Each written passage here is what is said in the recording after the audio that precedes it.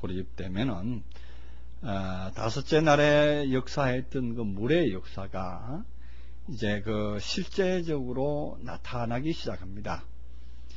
물의 역사라고 하는 것은 말씀의 역사다 이렇게 말씀드렸죠. 말씀이 우리 안에서 활동을 하고 말씀이 우리 안에서 이제 표현되어지고 나타나지는 그런 상황. 우리 안에서 또한 어떻게 번성될 것이며 어떻게 확장될 것인가 하는 것을 지난 시간에 말씀을 드렸습니다. 이제 그랬더니 그 말씀을 먹고 그 말씀으로서 되어진 사람은 이제 저녁이 되고 아침이 되는 그 사역의 일을 하게 됩니다. 그 아침이라고 하는 경작의 일을 하게 되는데 그 경작은 바로 땅에다가 경작을 한다 이런 얘기입니다. 그래서 땅에다가 경작을 했더니 땅이 이제 무엇을 내는 그런 상황으로 나옵니다. 여기 땅은 그 에레츠 땅인데 이 에레츠 땅이 무엇이냐? 이제 하나의 바탕이고 어떤 상대의 마음 바탕이다 이렇게 말씀을 드렸습니다. 그래서 예수님께서는 이 땅에 오셔서 이 땅에 왔다 그래서 뭐 지구 땅 덩어리 위에도 오신 거지만 우리 마음 땅에 오신 거잖아요. 우리 마음 땅에 오셔서 우리 마음 밭에다가 씨를 뿌렸다 이런 얘기죠. 그래서 예수님께서 오셔서 씨를 뿌리는 비유를 마태복음 13장을 통해서 씨 뿌리는 비유를 많이 하셨습니다.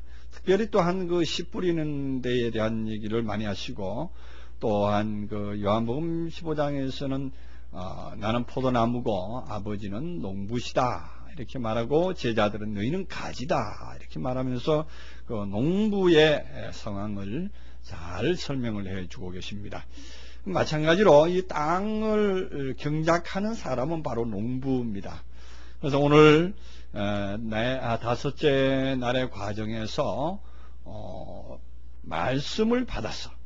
그 말씀을 자기 안에서 충만하게 받고 펼쳐지고 큰 고기와 같이 크게 되는 그런 역사에 참여한 사람은 이제 땅을 경작할 재간이 있고 경작할 능력이 있는 것입니다. 그래서 그 땅에다가 무엇인가 그 말씀을 심어주고 땅을 보살피다 보니까 나타나는 현상이 이제 하나님은 이제 땅에다가 생물을 그 종류대로 내라 이렇게 말을 하십니다. 그래서 이 바탕은 크게 나눠서 두 개 바탕이 나오죠. 창세기 1장에서 1절 부분에서 나오는 하늘과 땅이 나오고 혼돈공허하던 땅이 그 셋째 날에 가서 물에서 올라온 땅, 이제 열매를 맺은 그런 땅. 그래서 결과적으로 셋째 날에서 열매를 내고 소출을 냈던 그 땅입니다. 이 땅은 이제 넷째 날, 다섯째 날의 과정을 거쳐서 이미 엄청난 수준으로 다 자란 겁니다. 엄청난 수준으로 확장이 된 이 사람은 이제 대상을 정해서 하늘에서 비치는 별이 되어 가지고 어떤 대상에게 말씀을 계속 주었더니 그 말씀으로 말미암아 그 사람이 이제 변화되어서 나왔습니다. 그 변화되어서 나왔는데 그 변화되어서 나오는 사람이 천편일률적으로 다 동일하게 쫙 뭐 거대한 모습으로 하나님께서 원하시는 그런 모습으로 딱 나오면 좋겠는데 그렇지 않는 것이 그 농사하는 사람들 다 압니다. 같은 날 1시에 씨를 밭에다가 무밭에다가 씨를 딱 뿌렸는데 어떤 놈은 미리 올라와서 이미 잎이 3개 4개가 됐는데 어떤 놈은 이제 겨우 뾰족뾰족 이제 올라오는 놈이 있어요. 이제 그 씨마다 틀린 것이고 그 밭의 성격마다 틀린 것이고 이제 그것도 이제 씨를 뿌리다 보면은 어떤 씨는 이제 그 두렁에 이렇게 뿌려지는 게 있는가 하면은 어떤 거는 고랑 가운데 뿌려져서 그냥 흙이 많이 덮이다 보니까 더디 올라오는 이러한 상황을 볼 수가 있습니다. 그것이 뭐냐 하면은 여기 오늘 이제 등장하는 것 중에 기는 것이 나오고 땅에 짐승이 나오고 육축이 나오고 이게 단계가 나옵니다. 계단이 나온다 이런 얘기죠. 그래서 우리가 씨를 뿌려 놓다 보면은 이제 우리 안에서 우리 말씀과 온전히 연합될 수 있는 어떤 하나님의 그 개체가 나오면 좋겠는데 그렇지 못하고 겨우 이제 움직일 줄만 아는 그러한 상태에 어떤 대상이 나오는가 하면은 이제 또한 육축이라고 하는 짐승에 분류되지만은 사실 집에서 기르는 짐승, 이런 차원으로 이제 나오는 그러한 부류도 있습니다. 여기 24절에 보면은 하나님이 가라사대 땅은 생물을 그 종류대로 내되 하고 말합니다. 생물이라고 하는 단어는 지난번에도 우리가 익히 봤습니다만은 네페시하야라 그래가지고 살아서 움직이는 것들을 내라 이런 얘기입니다. 이제 땅 스스로는 우리가 흙을 예를 들어서 뭐 말한다면은 흙이 스스로 무슨 열매를 낼 수가 있습니까? 흙이 스스로는 열매를 맺지 못합니다. 내지도 못하고 오로지 경작하는 사람이 있어서 거기에 씨를 뿌렸을 때 내는 겁니다. 근데 하나님께서 명령하기를 땅 보고 생물을 내라. 그러니까 이렇게 문장만 그대로 놓고만 본다면은 하나님의 명령에서 우리가 실제로 자연계에 대한 명령이 아니다 하는 것을 금방 알 수가 있습니다. 그러나 굳이 뭐 하나님의 창조 역사에다가 대비해서 말한다면은 뭐 그것도 뭐 나쁜 건 아니죠. 하나님께서 땅에다가 뭐 생물을 내라 그랬으니까 물론 땅에다가 뭐 모든 식물들이 거기서 나고 뭐 우리가 돼지나 소나 뭐 각종 짐승들도 사실은 땅에서 나는 그 채소를 먹고 자라니까 그렇다 이렇게 볼 수도 있겠지요. 그러나 오늘 본문의 말씀은 언제까지나 우리가 창세기를 우리 마음의 심경으로 보는 창세기다 이렇게 제가 말씀을 서두에 했습니다. 우리가 벌써 창세기 1장 1절부터 쭉 해서 오늘 6째 날의 과정까지 오시느라고 이 앞부분을 다 들어보신 분들은 바로 창세기의 새로운 모습은 바로 이런 것이구나. 하나님이 나를 창조하시는데 이처럼 정말로 조밀한 성읍같이 시편의 말씀처럼 조밀한 성읍같이 창조하신 그 하나님의 원리가 여기에 있구나. 나의 마음 하나 창조하는데 이처럼 하나님께서 참 정밀하고 조밀하게 만드시구나 하는 것을 깨달으시게 될 것입니다. 결국에는 우리 마음에 지금 생물이 이제 돋아나는 것인데 결과적으로 우리가 뿌렸던 우리가 경작하는 그 마음에 땅된 사람에게는 무엇이 나오는가 하면은 이제 종류대로 내는 그 일이 나오는데, 종류라는 것은 지난 시간에 말씀드렸듯이 분기시다 이런 얘기죠. 분기시고 부분이고 자기의 어떤 믿음의 분량을 말한다 이렇게 말할 수 있습니다. 분량대로 내라. 그래서 우리가 믿음의 분량이 있습니다. 어떤 사람은 채소를 먹을 만한 믿음이 있고 어떤 사람은 단단한 음식을 먹을 만한 믿음이 있고 어떤 사람은 또한 물만 먹는 젖만 먹는 그러한 차원이 있다. 이거를 우리가 서신서를 통해서 이미 많이 본 바 있습니다. 그와 같이 믿음의 단계가 하는 것을 말하고 있는데 그것을 누가 내느냐? 결국은 하나님께서 사역으로 말미암아 내어지는 상황이 나옵니다. 그래서 종류들을 내는데 육축과 기는 것과 땅의 짐승을 그 종류대로 내라 하시고, 그럼 육축이 따로 있고 기는 것이 따로 있고 땅의 짐승이 따로 있으면은 그럼 땅의 짐승은 뭐고 육축은 또 뭡니까? 그게 그 말이거든요. 우리가 보면은 굳이 육축이라고 구분되는 소가 있다 합시다. 그 소는 우리가 거기다 보면은 집에서 기르는 걸로 아는데, 그 우리가 아프리카 지역이나 거기 가면 들소도 있지 않습니까? 실제로 들소가 있거든요. 그거는 그러면 짐승이고 집에서 기르는 그 소만 그러면 소다 이렇게 명령을 할까요? 그렇지 않거든요. 소 종류 중에서도 집에서 기르는 종류는 이제 본래는 야생 동물이었는데 그것을 집에서 길들이고 기르다 보니까 이게 육축이 된 거죠. 근데 우리가 번역상에 육축이라고 번역을 해놓고 또 짐승이라고 따로 번역을 해놓다 보니까 우리가 짐승 따로 있고 육축 따로 있는 걸로 이렇게 생각을 하는데, 사실은 여기 땅의 짐승이라고 하는 이 단어는 짐승으로 번역되기가 좀 무리가 가는 단어입니다. 그래서 뭐라 그러냐면은 하예토 에레츠 그랬거든요. 하예토 에레츠라 그러면 하예토라는 것은 하이 단어에서 왔습니다. 하이라는 단어인데 하이라는 말은 뭐냐면 움직이다 하는 얘기죠. 움직이다 이런 얘기죠. 그래서 땅에서 움직이는, 에레츠는 땅이니까 땅에서 움직이는 것 이런 얘기예요. 땅에서 움직이는 것. 이제 움직이는 게 두 가지 종류가 있어요.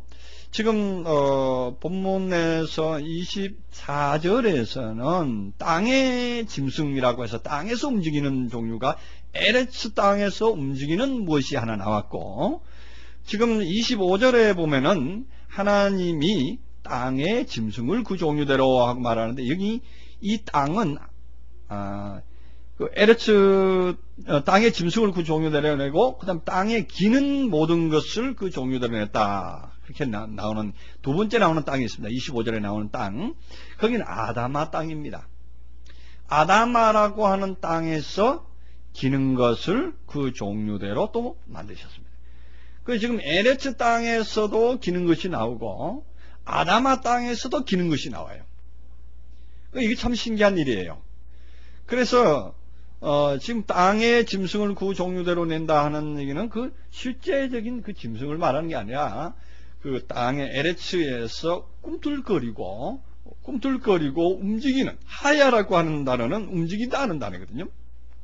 살아있다, 움직인다, 약동한다, 숨을 쉰다, 뭐 이런 뜻도 됩니다. 그래서 땅의 짐승, 그 다음에 에레츠 땅의 짐승, 아다마 땅에 기는 것, 이렇게 분류가 됩니다. 그 아다마 땅이라는 것은 언제까지나 내면적인 땅이다 하는 것을 알고 계셔야 됩니다. 그 에레츠 땅과 아다마 땅은 구분이 됩니다. 구분을 해서 우리가 설명을 해야 됩니다. 왜냐하면 창세기 2장 7절에 하나님이 사람을 만드실 때 어떻게 만드셨나? 아담을 만드실 때에 그 땅에 흙으로 사람을 만들었는데, 어느 땅의 흙으로 만들었냐면 에레츠 땅의 흙으로 만든 게 아니고 아다마 땅에 아파르를 가지고 만들었다 이런 얘기예요. 흙도 어느 땅의 흙이냐에 따라서 어떤 형질의 사람이 나오느냐 달라집니다. 우리가 요즘 뭐 도자기 전시회를 하고 있던데 그렇잖아요. 그 지금 저기 한강 강둑에 있는 흙으로 도자기를 빚으면은 그 도자기가 제대로 나옵니까? 안 나오잖아요. 우리가 지금 이천에 그 도자기 전시회를 하는데, 그 이천 지역에 나오는 그 규조통과 토기, 흙 종류가 아주 좋은 흙이랍니다. 그래서 그 흙은 잘 빚어놓으면 그 백색 색깔도 나오는 아주 좋은 그런, 흙이 되고, 또, 시골에 어디 거무특틱한 흙으로 만들면 그건 기껏 만들어봐야 옹기밖에 안 나오잖아요. 옹기. 우리 흔히 쓰는 옹기 있지 않습니까? 그, 우리 설렁탕집에 가면 투바리, 그런 종류만 나오는데, 특별한 지역의 흙은 하얀 백자를 만들어낼 수가 있다. 이런 얘기죠. 마찬가지입니다. 하나님의 사람을 만드는데도 어느 흙을 가지고 만드느냐에 따라서 사람이 달라진다. 이거죠. 그래서 창세기서를 우리가 공부를 해보면은 하나님께서 여러 단어를, 같은 땅인데도 여러 단어를 구분해서 사용했다는 걸 알아야 돼요. 사람을 만들 때 쓰는 흙은 다른 흙이에요. 우리가 흔히들 아는 일반적으로 세상에 있는 그런 흙으로 생각하면 안 돼요. 그 흙이 아니고 저는 정말로 하나님께서 정제하고 정제한 완벽한 흙이다 이렇게 말할 수가 있습니다. 왜냐하면은 그런 흙은 흔히들 보면 이렇게 되잖아요. 예를 들어서 이 흙이라는 것이 생겨나는 과정을 보면은 본래 이 지구 땅덩어리는 전부 흙이 아니고 돌이었다 이거죠. 우리 과학자들도 그렇게 말합니다. 하나의 돌덩어리였는데 많은 세월 동안 비가 오고 바람이 불고 날씨가 찼다가 뜨거웠다가 이렇게 하는 동안에 바위가 이제 깨어지기 시작한 거예요. 깨어지기 시작해가지고 그 깨어진 그 바위가 이제 조각이 나고, 그 조각이 나서 이제 돌멩이가 되고, 그 돌멩이가 더 작아져서 이제 더 작은 모래처럼 되고, 모래가 더 작아져서 잘게 부서지니까 이제 흙처럼 부수부수하게 됐더라 이런 얘기죠. 그래서 모래는 사실 그 물로 이렇게 반죽을 해서 이겨놔도 제대로 엉키질 않습니다. 그러나 잘게 부서진 흙은 이제 그것을 물로 반죽하면은 제대로 이제 응집이 됩니다. 그래서 쉽게 말하면 그런 뜻이죠. 이제 에레츠라고 하는 것은 저 남산 꼭대기에 있는 큰 바위다 이렇게 생각을 하면 되고, 그 바위가 이제 흘러서 이제 굴러 떠내려오면서 조각조각 난 거, 그것을 보고 뭐라 그러냐, 그것을 보고 아다마다 이렇게 말할 수가 있습니다. 그 아다마가 점점점 더 작아져서 가장 미세한 분말처럼 되었을 때 그게 뭐냐, 그게 아파르다 이런 얘기죠. 그 아파르라고 하는 게 그것이 진짜 사람을 만드는 도구가 됐던 거예요. 그래서 흙도 아니고 흙보다 더 부드러운, 그래서 이 아파르라는 단어를 하나님이 땅의 흙으로 사람을 창조하시고 하는데 그 흙이라는 단어가 아파르인데, 그 아파르는 뭐냐면 사실은 먼지라고 하는 단어로 번역이 되어 있어요. 먼지 트럭만큼 가르고 부드러운 자가 됐을 때에 하나님의 손에 잡혀서 물과 하나님의 말씀과 반죽이 되면은 어디 가든지 다 하나님께서 원하시는 모양으로 다 만들어 빚어줄 수가 있습니다. 정밀한 것까지 분석이 될 수 있습니다. 그래서 사도 바울과 같이 사울로 있을 때는 정말로 큰 바위와 같았는데, 이게 바울이 되고 작은 자가 됐을 때, 바울이 그냥 뭐 내가 작은 자 중에 작은 자다 이렇게 말했을 때, 뭐 그거 뭐 그냥 우리들이 흔히 아는 자기를 낮춰서 겸손해서 하는 말이다 그렇게 생각할 게 아니에요. 너무나도 성경적인 말을 한 거예요. 작은 자, 트럭과 같은 자, 트럭만큼 작아진 자이기 때문에 어떠한 환경에도 응집될 수 있고 어떠한 환경에도 수용할 수 있는 그러한 존재가 아파르다. 그러한 존재가 하나님의 손에 잡혀졌더니 하나님의 위대한 사도가 됐고 사도 바울의 명칭을 가질 수가 있다. 이런 얘기를 할 수가 있습니다. 그래서 그 하나님께서는 그런 차원에서 땅을 분류해서 사용하신다는 겁니다. 그래서 오늘 여기 나오는 짐승이 땅에서 움직이는 짐승이 있는가 하면은 아다마에서 움직이는 종류가 있다 이런 얘기예요. 25절에서 나오는 아다마 땅에서 기는 것이라는 얘기는 우리의 마음, 다시 말하면 우리의 개심된 마음, 다시 말해서 거듭난 사람의 마음 속에서 움직이는 하나님의 정미한 역사다 이런 얘기죠. 그러면 결과적으로 무슨 말이냐? 24절에서 땅에서 종류대로 짐승을 내고 각종 그 육축을 내는 그런 상황은 대상에 있는 상황이에요. 다시 말하면 사역을 해서 피사역자가, 다시 말해서 우리가 만약에 전도를 해서 전도한 사람의 마음 속에서 일어나는 상태를 우리는 에레츠 땅의 상태다 이렇게 말할 수가 있고, 그 대신에 그거를 가르치고 그 사람을 개간하는 사람은 누구냐? 아다마 차원에 있는 사람이 사역을 한다 이렇게 볼 수가 있습니다. 그래서 쉽게 말하면 더 자세하게 말한다면은 예수님 때에 예수님은 아다마 차원이었고 제자는 에레츠 차원이었다 이렇게 볼 수도 있습니다. 그렇게 말할 수도 있습니다. 그래서 역시 예수님의 마음 안에도 하나님의 성령이 꿈틀거리고 있었고, 이제 그것이 기는 것이다 이런 얘기죠. 꿈틀거리는 것이. 이 긴다고 하는 건 뭐 땅만 기는 게 아니에요. 하나님의 성령도 우리 마음에 전체적으로 기고 전체적으로 움직이고 역동하고 감동을 주는 그런 역사가, 그것이 하나님의 기는 움직임이고 하나님의 역사입니다 이런 얘기죠. 그것이 아다마된 사람에게만 있는 것이 아니라 에레츠 된 사람에게도 있다 이런 얘기죠. 그 나름대로 믿음의 분량대로 그 속에 하나님께서 역사하심이 있다 이런 얘기죠. 그래서 어린 아이들 하나도 내게 오는 것을 금하지 말라고 하시는 예수님의 말씀은 바로 어린아이와 같은 작은 신앙 가운데 있는 자도 우리가 경솔히 보지 말고 그를 나름대로 믿음의 분량으로 사역을 해라 이런 얘기가 되겠죠. 그래서 예수님께서는 마태복음 25장의 마지막 때에 때를 따라 양식을 공급할 자가 누구냐? 그것이 참 종이다 이런 얘기죠. 그 때를 따라서 공급할 줄 아는 종과 때가 모르고 그냥 공급하는 그러한 종이 있습니다. 오늘날에도 이제 예를 들어서 믿음 생활이 10년 됐고 20년 됐고 뭐 장로 된 지 뭐 30년 40년이 된 그러한 믿음의 베테랑에게도 주일 설교만 가지고도 저 사람은 충분할 것이라고 생각하고 있는 것은 그 때를 모르는 거예요. 어느 정도 믿음이 성장되면 성장된 만큼의 분량에 합당하게 말씀을 줘야 돼요. 그래서 그 사람이 믿음의 분량이 자라나가서 결과적으로 그리스도의 집이 자신 안에 지어져야 됩니다. 어느 성도든 간에 자신 안에 완전한 그리스도의 형상, 그리스도의 집이 지어지지 아니하면은 그 결과적으로 사역의 목표가, 사역의 방법이 잘못됐다 이렇게 볼 수가 있습니다. 그래서 때를 따라 양식을 공급할 줄 아는 자가 누구였느냐? 예수님이었다 이런 얘기죠. 니고데모를 만났을 때는 니고데모에게 합당한 거듭나는 말씀을 했고, 또 수가성 여인에게는 그냥 가까이서 소곤소곤거리면서 다가가서 그가 알아들을 수 있는 말로 충분히 비유로 들어서 설명을 했고, 또 한편 사두개인과 율법자와 유대인들에게는 괌치듯이 외치면서 독사의 자식들아 하면서 엄명을 내렸었던 그러한 표현도 봤습니다. 그리고 또한 그 성전에 들어가서는 채찍을 가지고 굉장히 환한 모습으로 그들을 몰아내기도 하고 치기도 했던 그러한 예수님의 모습을 우리는 볼 수가 있습니다. 그게 왜 그러느냐? 같은 말씀을 한 말씀만 가지고 한 얼굴만 가지고 하시는 하나님의 사역이 아닙니다. 우리는 계시록 4장에서 네 짐승을 봅니다. 네 생물을 보죠. 독수리와 사자와 사람과 또한 송아지 형상을 봅니다. 그러니까 한 사람 안에, 한 사역자 안에 네 가지의 얼굴을 다 가지고 사역을 했을 때에 그것이 바로 때를 따라 양식을 공급하는 하나님의 사역이다, 이렇게 볼 수가 있습니다.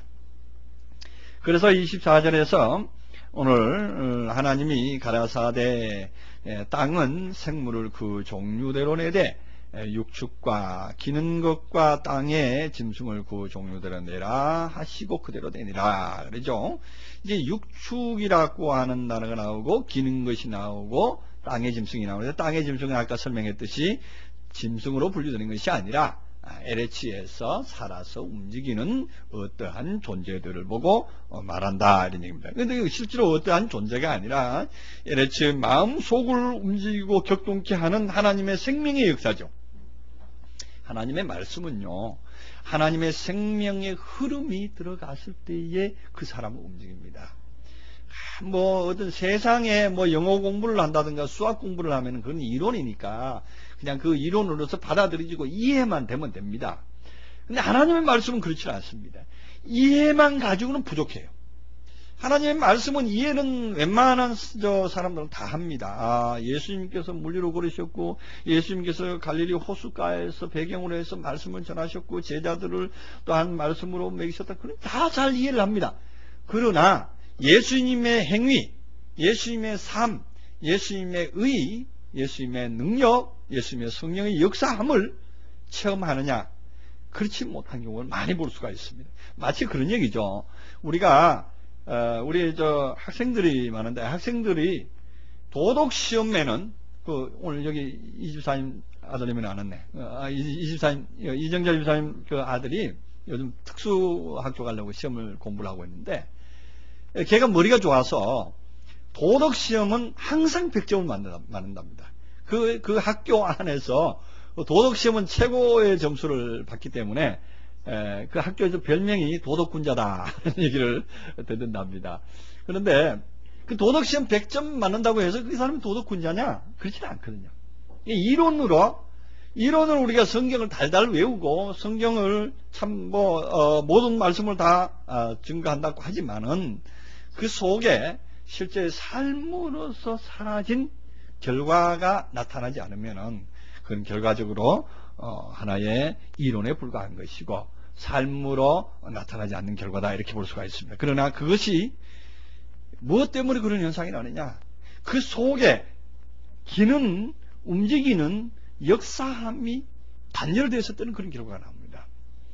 아무리 도덕시험을 잘 보고 100점을 맞는다고 하지만은 도덕군자가 되게 하는 마음의 움직임이 있어야 되는 것이죠. 마음의 움직임과 마음의 어떤 그 역사함이 존재했을 때에 그로 하여금 완전한 도덕군자로서의 자질과 그의 어떤 상태를 유지하게끔 하는 것입니다. 그래서 그러한 상태를 유지하게끔 하는 것이 뭐냐? 그것이 하야라고 하는 하나님의 생명의 움직임이다, 이런 얘기죠. 하나님의 생명의 움직임이 우리 속에 역사하고 약동할 때는요, 우리가 불의한 모습을 보거나 아니면 의로운 모습을 볼 때에 하나님께서는 분명히 의와 불의를 분간을 해주십니다. 우리 속에서 약동하십니다. 우리는 보통 흔히들 성령 경험한 사람들은 다 그렇지 않느냐 이렇게도 하시는데, 그거는 지각의 경험입니다. 지각의 경험이고, 지각의 경험으로서 하나님께서 이렇게 하시면 안 된다 그랬지, 저렇게 하시면 안 된다 그랬지 하는 정도로 우리가 이해를 하고 맙니다. 그러나 여기에 땅에서 우리 마음 속에서 기는 움직임으로 나타나는 그걸 가지고 계신 분들은요, 그렇지 않습니다. 우리 속에서 이미 우리 안에서 아주 힘들게 우리를 격동시키는 하나님의 능력을 볼 수가 있습니다. 이제 우리 안에서 그런 경험을 하시는 분들이 몇 분들이 계시는데, 그 체험들을 들어보면은 뭐 이제 부부간의 다툼이라든가 아니면은 자녀를 이제 훈계할 때에 자녀가 이제 참 나쁜 짓을 했거나 이렇게 할 때 이제 매를 들고 매질을 좀 해야 되는데, 이 매질을 하려고 하는 데에 매를 들고 매질을 해야 되는데, 이 자녀를 보고 매질을 했던 내가 내 가슴이 미어지듯 아프고 내 가슴이 우선 막 그냥 찢어지듯한 이 쪼여오는 그런 역사라든가 아니면 격동하는 그런 역사가 있어서 차마 매를 들고 그 자녀를 훈계할 수가 없을 정도로 통증을 느끼고 힘들었다는 얘기를 들은 적이 있습니다. 그래서 결국은 그 자녀를 약간만 그냥 뭐 진짜 옛날 같으면 그냥 뭐 두들겨 패고 그냥 화도 내고 성질도 내고 해야 되는데, 그렇지 못하고 잠시 그냥 말로만 훈계하고 매 한 차례 때리지 못하고 그냥 말았다는 얘기를 들은 적이 있는데, 그게 왜 그러는가? 그게 바로 우리 안에서 역사하는 하나님의 역사합니다, 이런 얘기죠. 그 완벽하게 하나님께서 통제해 주시는 겁니다. 우리가 하나님의 손에 완전히 잡힌 바 된 사람은, 우리 속에 기른 역사를 경험한 사람은 바로 이런 통제력이 있게 된다, 이런 얘기죠. 그 통제력이 있습니다. 그러나 그런 것이 경험적으로 통제력으로 실제로 부딪혀 오지 않으면 어떤 결과를 가져오느냐면, 저런 거는 하나님께서 자녀를 뭐 경고케 하지 말라 그랬지, 기껏해 이 정도의 말씀만 생각나는 거예요. 그러면 안 되겠구나 하고서 하다 보면은, 사람은 감정의 동물이라 감정부터 먼저 나오게 되고 그 매질이 나올 수밖에 없습니다. 결국은 매를 실컷 두들겨 놓고 나면은 같이 두들고 울고 하는 경우도 있죠. 왜 그러냐면은 자기도 모르게 격동해서 때린 적이 있기 때문에. 그래서 그런 일들을 볼 수 있습니다. 한나의 그 예를 들어서 표현한 것입니다. 근데 그것을 우리 안에서 실질적으로 왜 체험이 필요하냐, 왜 기는 것이 필요하냐 하는 얘기는, 기는 것이 아니고서는 인간은 훈련되지 않습니다. 우리가 어린아이를 훈련할 때 보면은, 어린아이들이 어렸을 때 뜨거운 건지 찬 건지 아무거나 덤벙대고 만집니다. 한 서너 살 된 꼬맹이 애들 보면은, 어떨 때는 뜨거운 국이 있는데도 그냥 애가 그냥 손으로 집으려고 그러고 만지려고 할 때가 있습니다. 그럴 때 제일 좋은 교육 방법은, 야, 너 뜨거우니까 만지지 마. 뜨거우니까 만지면 큰일 나. 100번 얘기를 해도 애는 못 알아듣습니다. 그래도 또 만지려고 그럽니다. 그럴 때 무슨 방법이 있습니까? 뜨거운 걸 슬며시 갖다 대보는 거죠. 손에다 갖다 대주는 거죠. 대주면은 얘가 뜩 만져보고서 뜨거우니까 깜짝 놀래가지고 그냥 진짜 그냥 뒤로 물러서는데, 그 다음부터는 국그릇만 갖다 놔도 뜨거운 거다, 김이 무는거다, 뜨거운 거다 소리만 쳐도 걔는 벌써 도망갑니다. 혹시 자기 손 다치고 뜨거워질까봐 도망가는 것이죠. 이제 그것이 자녀들의 교육 방법입니다. 마찬가지입니다. 우리의 내면의 교육도 그러한 상태로 경험을 한, 내면의 경험을 받은 사람은요, 그 다음부터는 그런 짓 안 합니다. 할래 할 수가 없습니다. 우리가 우리의 다 성장되고 어른이 됐지만은 마음이 정화되고 마음이 하나님의 그 모습으로 변화되지 않은 것은 자타가 다 인정을 하는 바입니다. 뭐 저 역시도 그런 상태를 인정을 하는 바인데, 그것을 연단하고 온전한 모습으로 바꿔주실 분은 누군가 하면 바로 하나님이신데, 바로 하나님께서는 어떤 식으로 하시는가, 바로 기는 것으로 우리에게 훈련하신다는 것이죠. 우리 안에 실질적인 체험을 통해서, 실질적으로 우리 마음속의 체험을 통해서 훈련을 하신다는 것입니다. 우리가 뭐 의식적으로 이론을 100번 들어봤자 실제로 우리가 사물을 만지는 것과는 비교가 되질 않습니다. 뭐 우리가 사과를 하나 설명할 때에, 사과가 나지 않는 나라의 지방에 있는 사람이라고 해서 그 사람에게 설명할 때, 사과는 맛있고 향기도 나고 속이 그냥 육질감이 아주 좋고 뭐 바삭바삭하고 씹으면 어떻게 하면 아주 유창하게 잘 설명을 해준다 그래도, 그 설명하는 거 하고 사과 하나 딱 갖다 놓고 한조각이라도 먹여보고, 이 먹어보니까 어떠냐, 이게 바로 사과다, 단순하게 한마디 하는 것하고 어느 것이 교육적인 효과가 있겠느냐 하는 것은 제가 설명드리지 않아도 답은 나와 있는 것입니다. 오늘날 우리 기독교 안에서 하나님에 대해서 하나님의 어떤 성령의 역사에 대해서 표현을 하고 가르칠 때에 바로 이러한 모순점을 우리가 가지고 있다는 것입니다. 그냥 이론적으로만 하나님의 나라는 이런 것이다, 이렇게 해야 된다. 그러니까 교회에 와서는 다 성령 군자인데 바깥에 나가서는 그렇지 못한 경우를 볼 수가 있습니다. 물론 다 그렇다는 얘기는 아니고 부분적으로 그렇지 못한 분들을 많이 발견할 수가 있는데 왜 그렇게 해야 되느냐? 그것은 바로 내면에서 기는 것으로서, 내면에서 꿈틀거리는 것으로서, 하나의 육체적인 감각을 통해서 하나님께서 주시는 그 지각을 통해서 훈련받지 못해서 그렇다는 얘기입니다. 하나님께서 주시는 지각을 통해서 훈련받으면은 적어도 그러한 차원은 하나하나 한 단계 한 단계 벗어나게 하시는 하나님의 역사가 있는 것입니다. 그래서 하나님께서는 그것을 우리 마음 안에 만드셨던 것입니다. 그래서 우리로 하여금 이 기는 것으로 해서 세상에 있는 모든 것을 우리 정신적인 것만 훈련하는 것이 아니라 하나님의 말씀도 이것으로 깨닫게 해주신 겁니다. 하나님의 말씀을 대할 때에 하나님께서 우리에게 주시는 그 깊은 하나님의 이치와 섭리를 말씀하실 때에 이처럼 말씀하신다는 것이죠. 우리 안에 있는 역사를 통해서 그 말씀이 바로 이런 뜻을 가지고 있다는 것으로 확증하실 때도 이 도구를 사용하신다는 것입니다. 그것이 뭐냐면은 바로 또한 우리가 출애굽기 28장에 보면은 제사장들이 제단에 들어갈 때에 하나님의 전에 들어가서 예배를 드릴 때 꼭 에봇을 입었습니다. 그 에봇을 입었는데 그 에봇 밑에 무엇을 달았느냐 하면 방울들을 달았거든요. 방울들. 그 방울들을 달았는데 그 방울들을 달은 이유가 바로 하나의 살아있는 자가 움직인다고 하는 하나의 확증적인 자료가 되었던 것을 볼 수가 있습니다. 그래서 그것처럼 우리들에게도 하나님의 에봇, 하나님의 그 영의 옷을 입게 되면은 우리들에게도 하나님의 살아있음을, 하나님의 성령의 역사함을 항상 우리들이 눈으로 식별할 수 있고 마음으로 식별할 수 있는 하나의 기관과 같은 겁니다.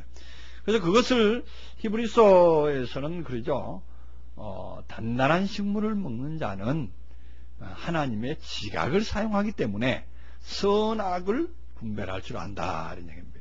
하나님의 지각을 사용하기 때문에. 그러니까 하나님의 지각이라고 하는 이 지각이 바로 오늘 이 말씀하는 우리 마음 속에서 기는 것을 하나님께서 만드신 것입니다. 그래서 이것은 믿음을 가진 자가 바로 가져야 되는 아주 중요한 하나의 기능이고 기관과 같은 것입니다. 마침 우리 인간 안에서 폐와 심장과 아니면 위장이 없으면 안 되듯이 하나님의 나라에서 하나님의 백성으로서 하나님과 교통할 수 있는, 하나님과 교류할 수 있는 하나의 기관이 없다 그러면은, 그것이 없다면은 방향 없는, 목적 없는, 아니면은 또한 지시를 받지 못하는 어떤 난파선과 같고 어떤 표류하는 배와 같은 것이에요.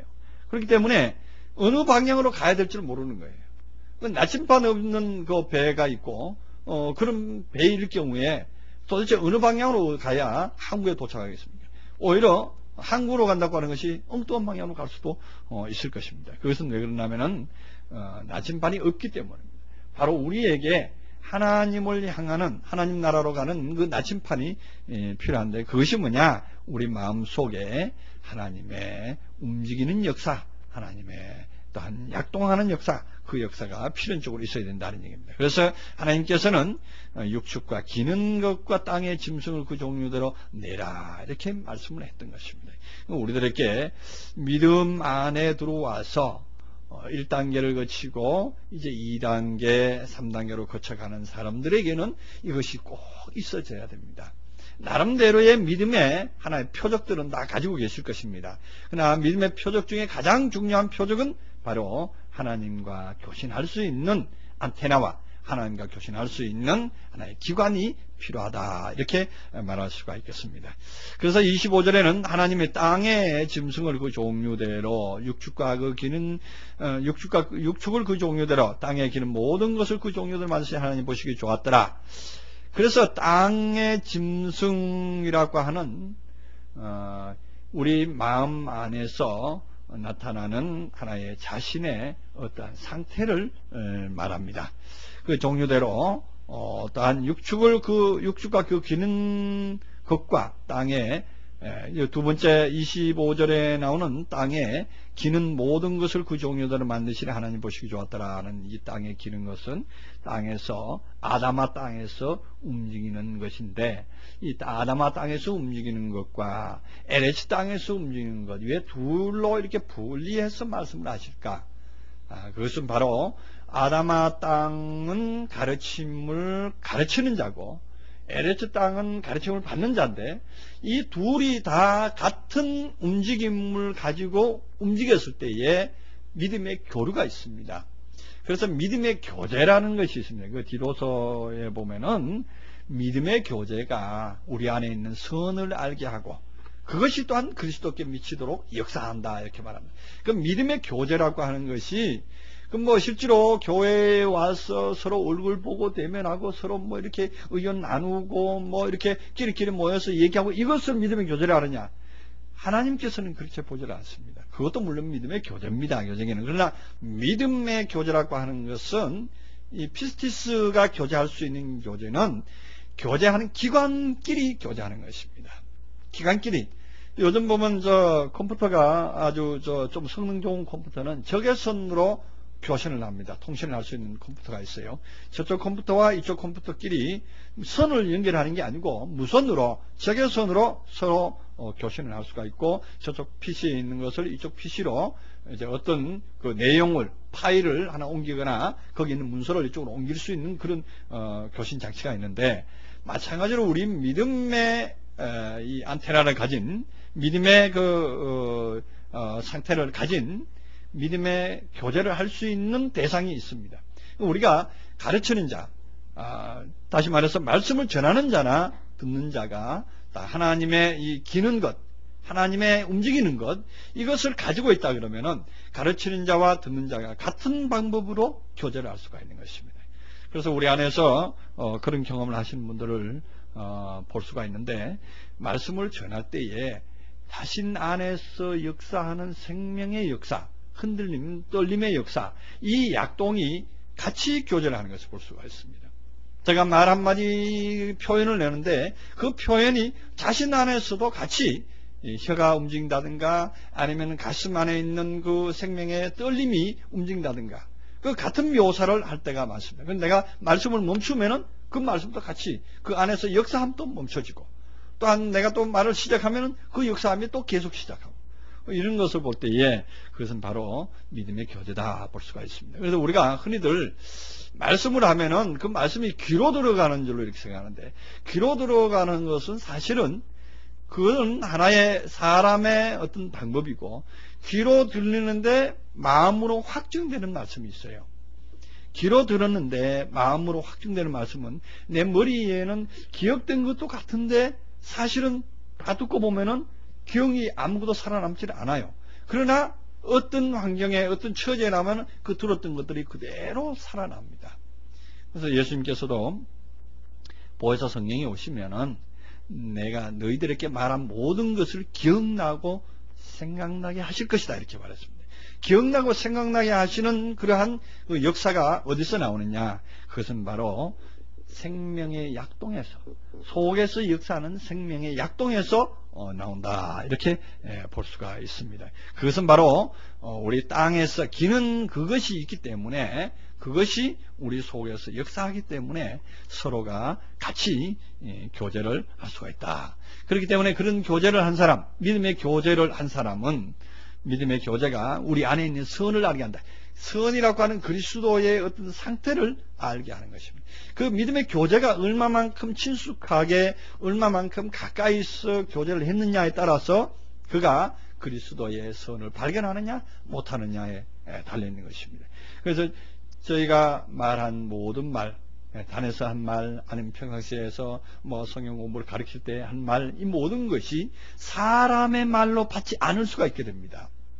이 하나님의 기관을 갖고 있고 영의 기관을 갖고 있으면은 그 받을 때에 저분이 지금 말씀을 하는데 저 말씀이 사람의 말이 아니다는 것으로 받아들이게 됩니다. 그러니까 하나님의 말이다. 하나님의 음성이다. 하나님께서 내게 주시는 말씀이다 하는 것으로 받아들이게 되기 때문에 결과적으로 그리스도의 선의 역사를 발견하게 된다 이런 얘기입니다. 그래서 그 선의 경지에 이르른다 이렇게 볼 수가 있습니다.